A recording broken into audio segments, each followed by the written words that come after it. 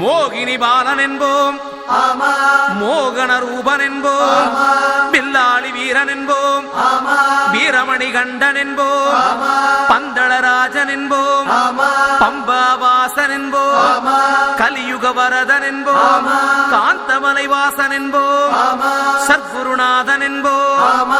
சாந்த சரூபன் என்போம், ஆனந்த சித்தன் என்போம், ஹரிகர சுதன் என்போம், ஈசனுக்கு மகனாம், ஈடில்லா தெய்வமாம், குழந்தையாய் இருப்பானாம், பக்தர் குறையெல்லாம் தீர்ப்பானாம், ஏழைக்கு அருள்பவனாம், நம்ம குல சுவாமியாம். அப்படிப்பட்ட சுவாமி ரொம்ப சிறுசையா, ஆனா சக்தி ரொம்ப